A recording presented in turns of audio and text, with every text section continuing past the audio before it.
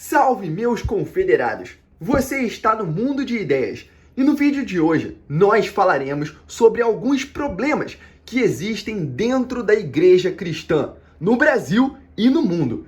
E esse vídeo é feito para você que é cristão, ou até para você que não é cristão, mas está decepcionado com a religião dos evangélicos aqui no Brasil. Você que não gosta de crente, esse vídeo também é para você, beleza? Então vamos nessa!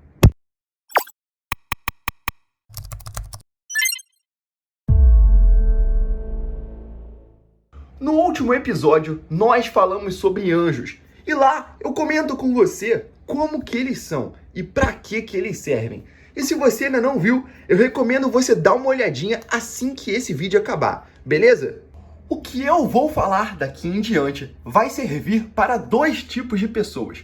Vai servir para você que não é cristão, quem sabe você tenha outra crença ou religião, porque você pode ser budista, islâmico, ou está me assistindo agora e você é um jedaísta, porque você deposita a sua fé na força e espera um dia destruir a Estrela da Morte. Maneiro! Ou quem sabe você, graças a Deus, nasceu 100% ateísta e por isso você não é alienado por essas baboseiras de religião. Você também é interessante que fique comigo, porque o que eu vou falar são coisas que afetam a sociedade e inclusive a sua vida também. Sabe quando você fica irritado porque um crente dentro do governo tomou uma atitude que incomoda você? Então, o que eu vou falar tem tudo a ver com isso. E no caso de vocês, desse grupo de pessoas, eu acharia muito interessante se vocês também compartilhassem esse vídeo com aquele amigo de vocês que é cristão, ou talvez é um parente ou alguém do trabalho. É muito importante que essa pessoa veja, porque eles são a segunda classe de pessoas a quem eu quero me dirigir. Os cristãos. Seja aquele cristão que vai à igreja frequentemente, ou pode ser aquele cristão que não vai à igreja e fica em casa. Pode ser você também. Ou até você que não é cristão ainda, mas quer virar um. É importante que todos vocês estejam comigo, porque o que eu quero dizer vai pegar todo mundo. Então vamos nessa. Ah, um aviso muito importante. Pode ser que ao longo desse vídeo eu fale algumas coisas que você discorde. E até aí tudo bem. O problema é que vai ter muita gente com a cabeça dura que não vai aceitar de jeito nenhum isso. E por conta disso, elas vão querer me chamar de herege pra baixo. E talvez me queimar numa praça pública. Mas olha, eu fico tranquilo, porque gente assim sempre existiu e sempre vai existir ao longo da história. E não vão ser eles que vão me impedir de falar a verdade. Nós agora vamos sair dos bonecos de palito e nós vamos relembrar o que aconteceu há 504 anos atrás. E para isso, você vai entrar na máquina do tempo e você vai sair no meio da Alemanha, no passado, em um dos momentos mais cruciais da história, que ficou conhecido como a Reforma Protestante. Hora de lembrar o que você aprendeu lá na escola com a titia. Porém, é bom saber que a reforma ela não começou aqui. Esse foi um dos momentos mais memoráveis, tudo bem, quando Martinho Lutero ele teria exposto as suas teses contra a igreja romana daquela época. Mas ele não fez isso de maneira afrontosa, até porque era normal se pendurar essas teses nas portas dessa igreja aqui, que ficava no castelo de Wittenberg. E, gente, isso aqui era simplesmente um comunicado de Lutero querendo ter uma conversa diplomática com a liderança da igreja, para poder acertar essas questões. Até porque Lutero, ele não era contra a igreja. Gente, Lutero amava a igreja. E por isso, ele queria que essas ideias fossem colocadas em questão para serem melhoradas dentro da própria igreja. E se você, que está paradinho aqui, em choque, depois de ter voltado no tempo, em um portal que te trouxe do futuro, se você pudesse chegar perto de Lutero e pegar na roupa dele e perguntar: cara, por que você está fazendo isso?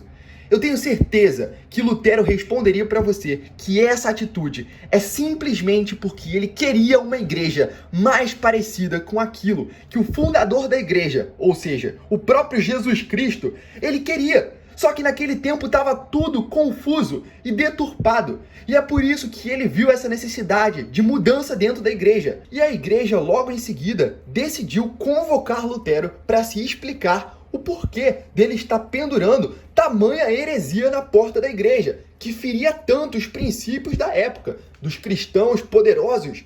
E então Lutero, ao receber esse documento de convocação, seria você, por exemplo, recebendo uma intimação do governo federal hoje em dia, porque a igreja naquele tempo era um governo federal, olha só. Lutero pegou esse documento, fez igual o Danilo Gentili e queimou o negócio. Era uma bula papal, como chama, é o documento emitido pelo Papa, é o sumo sacerdote da igreja romana. Aí foi lá Lutero, tacou fogo no negócio e ficou por isso mesmo. Duvido, hein? Antes de eu explicar o que vai acontecer, eu vou entrar no portal, vou voltar para o futuro, porque a história daqui para frente vai feder muito. Mas reforma protestante não é o assunto desse vídeo, gente. E voltando para o presente, aqui nas nossas casas, onde você e eu estamos, no futuro, olhando para o passado e vendo tudo isso que aconteceu em seguida, nós sabemos da história. A igreja ela se dividiu em duas. Agora nós temos os protestantes, que depois vão se ramificar nas denominações evangélicas que conhecemos hoje em dia. E nós também temos a Igreja Católica, que seguiu a história evoluindo e mudando dentro dela. E, gente, vamos admitir, a Igreja Católica melhorou muito de uns anos pra cá. Porém, prestem atenção, porque o problema começa agora. Nós aqui do presente olhamos para a igreja, os líderes religiosos, cada um olha para sua própria igreja e acha que ela está correta. E isso me mostra que nós precisamos cada vez mais de uma nova reforma.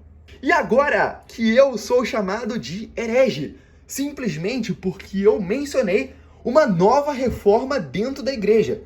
Sendo que, gente, na cabeça de muitos religiosos, a ideia de que a igreja pode ser reformada de novo é algo absurdo. Eu merecia ser jogado num lago com um peso na minha perna para eu ficar afogado.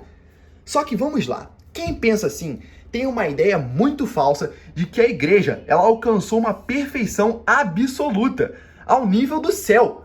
Mas eles esquecem que nós estamos na terra e tudo na terra está fadado à degradação, inclusive a estrutura da igreja. E foi por conta disso que pessoas como Lutero enxergaram a necessidade de uma reforma na igreja. E as pessoas daquela época pensaram muito parecido com os religiosos atuais que não acham que é necessária uma reforma. E então o que nós temos hoje em dia é que quando uma pessoa ela se indigna com a igreja, ela tem o poder de sair daquela igreja e abrir uma nova igreja do zero. E outras pessoas fazem isso. E resultado, nós temos bilhões de igrejas no Brasil e no mundo. E o pior é que elas são igrejas diferentes. Eu gosto da analogia da casa. É o seguinte, você tem uma casa no campo. Você é o proprietário dessa casa, já faz décadas. E certo dia, um dos seus convidados, ele começa a encontrar defeitos na sua casa. Ele traz para você uma lista de defeitos que ele achou. Ele fala que tem janela quebrada, tem infiltração, tem poeira, o piso tá rachado, e ele traz para você isso. E você, como resposta, fica cheio de raiva. E você expulsa esse convidado da sua casa. E não satisfeito, você ainda quer perseguir ele para matar ele onde ele estiver. Que papo é esse de ficar encontrando defeito na minha casinha? E esse convidado fugitivo agora decide criar a sua própria casinha no campo. E quando os outros moradores do campo percebem que ele fez uma casa, eles agora entendem que não dependem mais de você e que eles também podem construir as suas próprias casinhas por aí. E com isso o campo agora fica cheio de casas. Entenderam? Basicamente, a casa é a Igreja Católica. Você, o proprietário dela, é o Papa. Esse cara que encontrou defeitos foi Lutero. Você botou Lutero para correr. Ele criou a sua própria religião em forma de protesto. Daí vieram os protestantes. E quando os outros viram esse protesto, eles também criaram as suas casas. E com isso surgiram outras crenças baseadas na mesma fé cristã. E o problema que eu vim denunciar aqui é que o tempo passou e agora o campo ele está cheio de casas. E até aí tudo bem. É bom que hajam outros locais que acolham as pessoas. O grande erro é que cada um desses locais agora pensa que não precisam mais de reformas. E que essa estrutura chamada igreja, ela se tornou perfeita. E que não vai mais haver rachaduras, pisos quebrados, janelas quebradas. Só que eles se esquecem que todas essas coisas são normais e que revisões e reparos são essenciais para manter a saúde de uma estrutura. E a partir de agora, nós vamos conhecer os principais problemas da igreja. Aquelas infiltrações, rachaduras e paredes quebradas que eu havia mencionado, começando pela fragmentação. E para isso, eu trouxe o desenho de dois bonequinhos. O primeiro é o fulano A e o segundo é o fulano B. Fulano A e B, eles pertencem à igreja da antiguidade, a igreja nos tempos originais, quando ela foi criada, que nós conhecemos como igreja primitiva. E para quem não sabe, foi a igreja fundada pelos próprios apóstolos de Jesus Cristo. E nesse tempo acontecia algo interessante. Porque quando nós pegamos o fulano A, que pertence a uma igreja de um local, e o fulano B, que pertence a uma igreja de outro local distante, e colocamos um de frente para o outro, olha o que nós temos. Fulano A, ele vai ter um pensamento X, e o fulano B também vai ter um pensamento X. Porque olha só o que acontece. Naqueles tempos, eles conseguiam ter esse pensamento semelhante, porque eles estavam focando em uma única verdade absoluta. E eles, com foco nela, deixavam de lado as pequenas diferenças que eles tinham e conseguiam manter uma igreja unida. E isso é completamente o oposto do que nós temos hoje em dia. Quando nós olhamos para o Brasil, nós temos centenas de igrejas diferentes, de denominações diferentes que pensam diferente. E o problema começa quando A pensa X e B, ele agora pensa Y. E por causa disso, A e B são pessoas que têm, problema para se relacionar. E isso é algo tão horrível que vai até contra o que Jesus falou. Quer a prova? Vamos lá no Evangelho de Mateus, no capítulo de número 12, no versículo de número 25.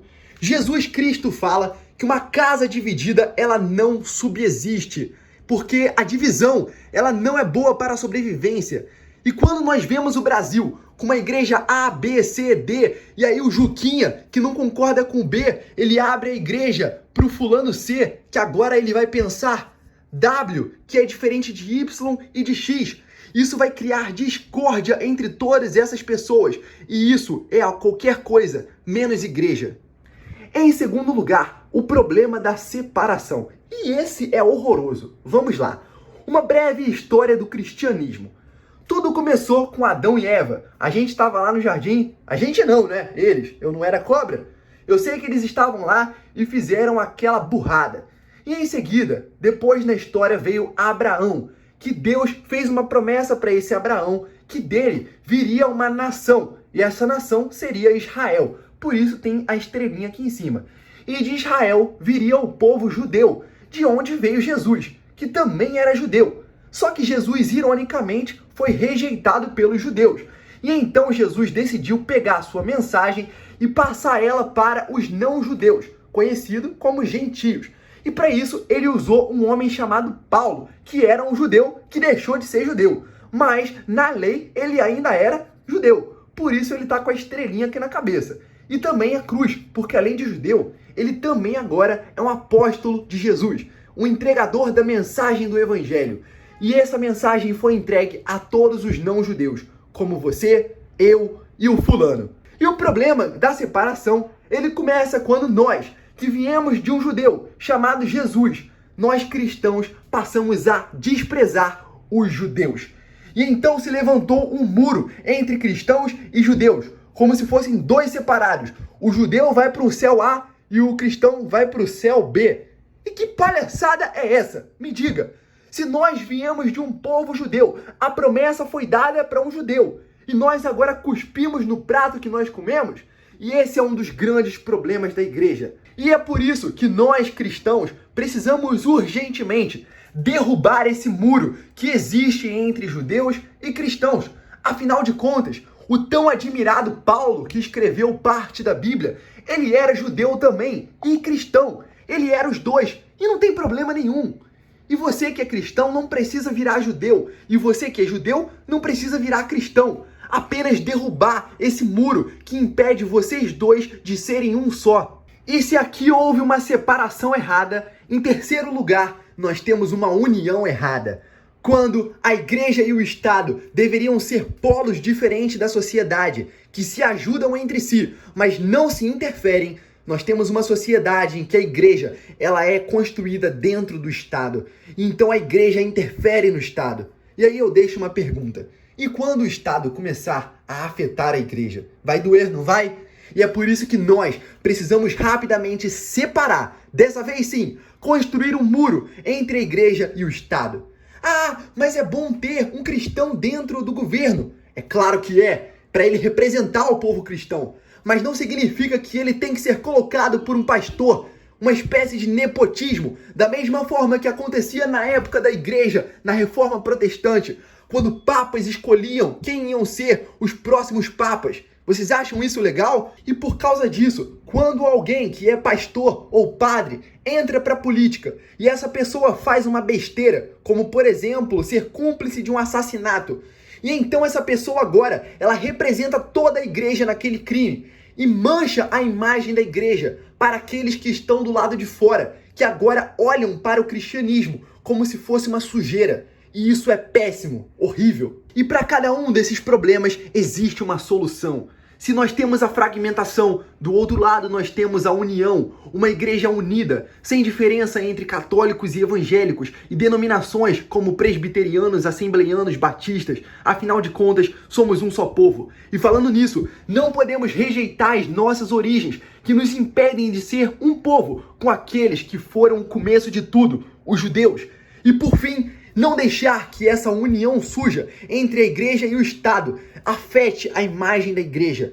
E isso foi a aula de hoje. Eu espero que você tenha gostado. Siga esse canal para mais vídeos e vejo você na próxima aula. Tchau, tchau.